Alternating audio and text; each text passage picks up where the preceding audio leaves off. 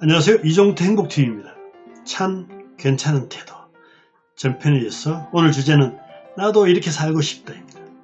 이종태 행복TV는요, 고르고 고른 책을 엑기스만 뽑아서 재밌게 전해드린 채널입니다. 참 괜찮은 태도. 저자 박지현은요, KBS 다큐멘터리 3일 다큐멘터리 디렉터로 일해오면서 길에서 만난 수많은 사람들에게 배운 삶의 의미와 단단한 인생의 태도를 정리한 책입니다. 위로가 필요하다.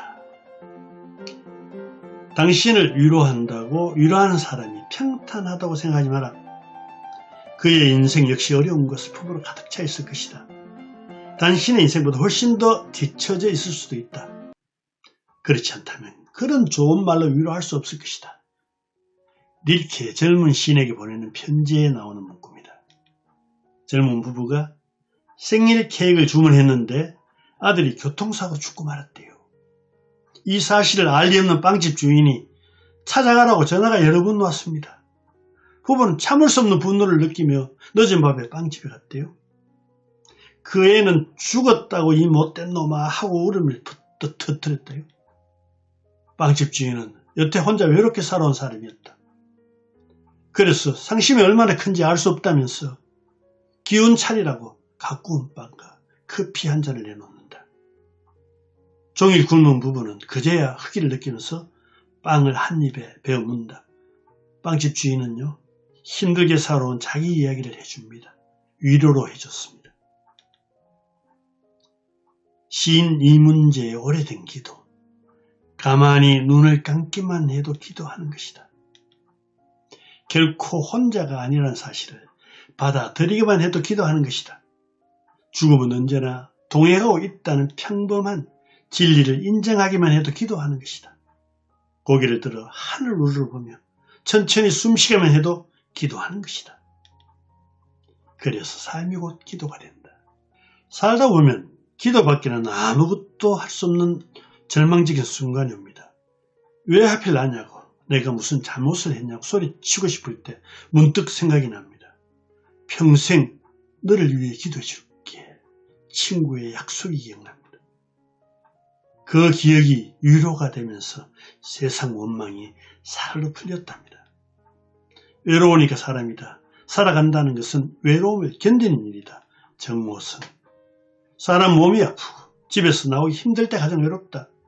독거노인들에게 왕진 가면은요, 좀 더 같이 있고 싶어서 떠나기 직전에 커피를 준대요. 다 죽어가도 자식 전화를 받으면 괜찮다고 합니다. 나는 정말 잘 살고 있는 걸까? 우리는 절대 결과를 예측할 수 없습니다. 또 예측할 수 없기에 의미를 갖는 것이 인생입니다. 예측할 수 없으니 내가 할 수 있는 일은 결과가 어떻든 최선을 다하는 것밖에 없다. 그런 하루를 마치면 더할 나위 없이 행복할 것입니다. 우리 모두 각자의 별에서 빛난다, 이 책을 보니까 명확한 꿈을 가진 사람은요, 가장 고된 길에서도 앞으로 나갈 수 있대요. 그러나 아무 꿈이 없는 사람은 가장 순탄한 길조차도 포기하고 주저하지 않는 법이다. 자, 현실에 쫓기면 자신이 뭘 좋아하고 뭐가 되고 싶은지 깊이 생각할 수 없다. 빅터 프랭크의 죽음의 수용소에서 이 책에는 사람의 삶 속에는 대지와 성자가 함께 살고 있대요. 사람은 내면에는 대지와 성자의 잠재력을 모두 가지고 있다. 그중 어떤 것을 취하느냐는 본인의 의지에 달려있다. 지금 당신은 어떻게 살고 있습니까? 엄마답게 살려고 하지 말고 그저 나답게 살겠다.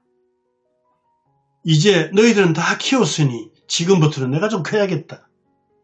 네 엄마 뭐 하냐고 질문하면 아이들은 전부 우리 엄마 놀아요 라고 대답한다. 주부 수십 년 해도 그냥 노는 사람이 되어버렸다. 엄마, 나 공부 잘하면 뭐 해줄 거야? 공부 잘하면 네가 좋은 거지 내가 좋니? 덕분에 엄마만 믿었다가는 안 되겠다는 생각으로 더 공부했다고 고백한다. 좋은 부모가 되기보다 자신이 행복하면 좋은 부모가 된다. 스마트폰에 더 오래 무심할수록 강하고 지위가 높은 사람이다. 김영하의 보다란 책에 나온 이야기인데요. 부자나 권력자와 달리 사회적 약자는 중요한 전화를 꼭 받아야 하기 때문에 전화기를 무심하죠. 구직, 주문, 거래처 요청에 바로 전화를 받아야 하기 때문이다. 약하고 만만해서 무리를 당한다면 힘을 키우시기 바랍니다. 당신을 개를 키우면 안 된다. 이 책에는요, 외롭다고 강아지를 입양하면 안 된다. 과시욕, 소유견을 예뻐서 강아지를 입양하면 안 된다. 강아지에게 주인이 아닌 친구가 되고 가족이 되어야 한다. 강아지들이 바라는 것이 바로 이런 것이다. 나도 이렇게 나이 들 수만 있다면 누구나 그냥 할머니가 되는 게 아니에요. 어느 시한부 젊은 부인은 할머니가 되는 게 소원이랍니다. 늙어갈 기회를 박탈당하면 늙는 것도 축복이라고 여긴답니다. 당연한 것, 당연하다 여기지 않는 연습을 하자. 어느 암 환자의 버킷리스트, 아들 초등학교 보내는 거, 할머니가 되는 거, 늙어보는 거. 네가 얼마나 아픈지 내가 몰라서 미안해 친구야. 이런 문자가 왔답니다. 늙음과 죽음은 결코 두려워할 게 아니다. 법정스님의 말씀인데요. 죽음은 나무가 자라는 것처럼 자연스러운 일이다. 육신을 자신의 소유물로 여기면 편히 눈을 감지 못한다. 죽음은 삶의 끝이 아니라 새로운 삶의 시작이라 생각할 수 있어야 한다. 가장 두려운 것은 늙음과 죽음이 아니라 녹슨 삶입니다. 하나님이 너는 세상에 뭐하고 왔냐 물으면 이렇게 답하겠어요. 원 없이 일만 하고 왔다고. 설날, 추석날만 빼고 하루도 쉬지 않았다고 그럴 거예요. 그러면 하나님이 너 참 복이 많구나 할까요? 복이 없구나 할까요? 고생은 했어도 복 많구나 그러겠지? 예, 노량진 수산시장 어느 할머니와 인터뷰한 내용인데요. 고귀한 현자의 말로 듣겠답니다. 지금까지 후회 없는 인생을 살게 해줄 단단한 삶의 태도들을 소개했습니다. 이 내용으로 여러분들도 행복했으면 좋겠습니다. 대단히 감사합니다.